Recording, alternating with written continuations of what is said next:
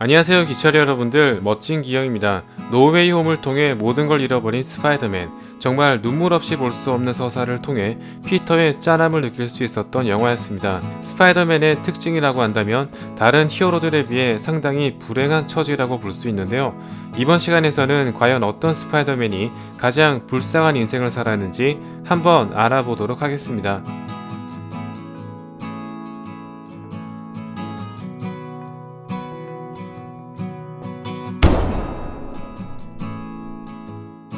스파이더맨의 근본 샘 스파입니다. 1편 시작부터 눈물샘을 자극하면서 정말 불행의 아이콘이라고 해도 과언이 아닙니다.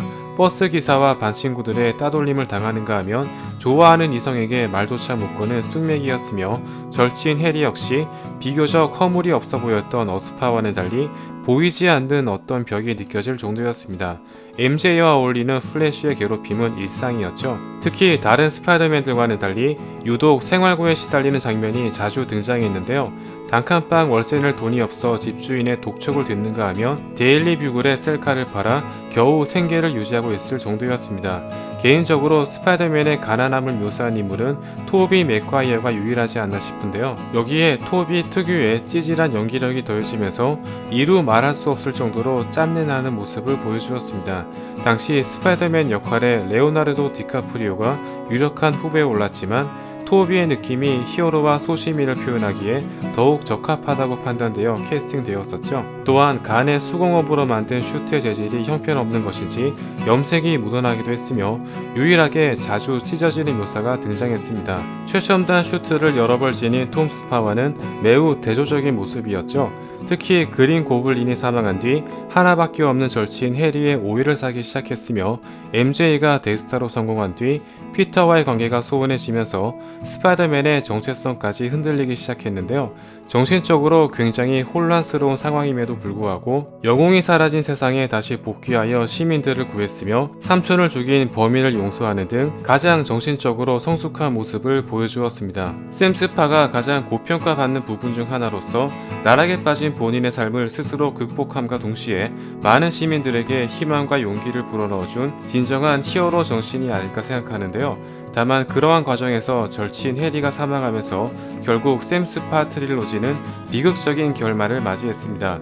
특히 유독 히로인 복이 없는 인물이기도 한데요. 2편 마지막 씬에서 MJ가 피터에게 돌아오긴 했으나 그 전까지만 하더라도 어장관리가 매우 심한 편이었으며 항상 빌런들에게 납치당하며 아무것도 못하는 수동적인 인물이었습니다. 베놈에게 벽돌을 떨어뜨려 데미지를 입히긴 했지만 리저드의 뒤통수를 날리고 일렉트로를 들이받은 그웬이나 미스테리오의 드론을 파괴한 MJ의 행동과는 매우 대조적인 인물이었죠. 이후 흑화된 피터에게 농락당하는 등 거의 사랑과 전쟁에 버금가는 연애를 보여주었지만 결국 서로 맺어지게 되었으며, 노웨이 홈에 등장한 샘 스파의 대사로 보아 어느 정도 가까운 사이를 유지하고 있는 것으로 보입니다.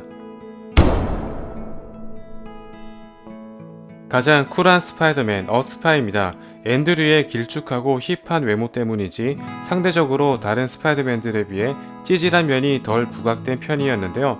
플래시로부터 구타를 당하거나 스파이더맨을 위험하게 생각하는 그웬의 아버지와 뜨거운 논쟁을 펼치긴 했으나 특유의 쾌활하고 제잘거리는 면이 가장 돋보인 스파이더맨이었으며, 뛰어난 과학자였던 아버지의 연구로 인해 본인 외의 다른 인물은 절대 스파이더맨이 될 수 없는 운명을 타고난 인물이었습니다. 별다른 제약이 없었던 샘 스파와 기원이 등장하지 않았던 톰 스파에 비해 굉장히 특별한 설정이 아닐 수 없는데요. 또한 유일하게 제이 조나 제임슨이 직접 등장하지 않은 시리즈로서 언론의 피해가 가장 적은 스파이더맨이었습니다. 다만 샘 스파에 비해 훨씬 불행한 인생을 겪은 주인공으로서 그중 최고의 비극은 바로 그웬의 사망이라고 해도 과언이 아닙니다. 다른 히로인들 역시 한 번씩 공중에서 떨어지는 수모를 겪긴 했지만 유일하게 사망했던 인물이었으며 그로 인해 엄청난 트라우마를 안게 되었습니다. 이후 노웨이 홈에서 MJ를 구하면서 어느 정도 극복하게 되었죠. 절친 해리 역시 그린 고블린이 되면서 대치했으나 3편이 취소되었기 때문에 계속 빌런으로 남을지 혹은 다시 절친으로 돌아왔을지는 미지수로 남게 되었습니다. 또한 벤 삼촌을 죽인 범인을 끝내 찾지 못하는 등 거의 모든 인간관계가 파토난 상태로 끝을 맺게 되었습니다. 참고로 노웨이홈에서 어벤져스가 뭐냐고 물었던 장면은 어스파 세계관에서는 다른 히어로들은 등장이 없었지만 샘스파에서는 닥터 스트레인지가 언급되는 것으로 보아 샘스파 세계관에서는 어벤져스가 결성될 가능성이 있지 않을까요? 참고로 어스파에 등장했던 코너스 박사가 직접 등장하기도 했으나 아쉽게 빌런으로 각성하지 못했습니다. 노웨이홈이 개봉되면서 가장 불쌍한 상황에 직면한 톰 스파입니다. 이전까지만 하더라도 최첨단 슈트를 만들 수 있는 장비와 토니의 지원과 어벤져스라는 든든한 지원군, 다른 평행세계보다 많이 착해진 플래시, 숙모치고는 너무나 매력적인 메이, 밝고 활기찬 느낌의 학교생활 등 스파이더맨 치고는 굉장히 풍족한 환경이었습니다. 특히 슈트빨이 심하다는 평가가 나올 정도로 본인의 스펙과 기량보다는 슈트의 인공지능과 나노 입자, 직살 모드의 덕을 많이 봄으로써 가장 이질적인 느낌을 준 스파이더맨이었는데요.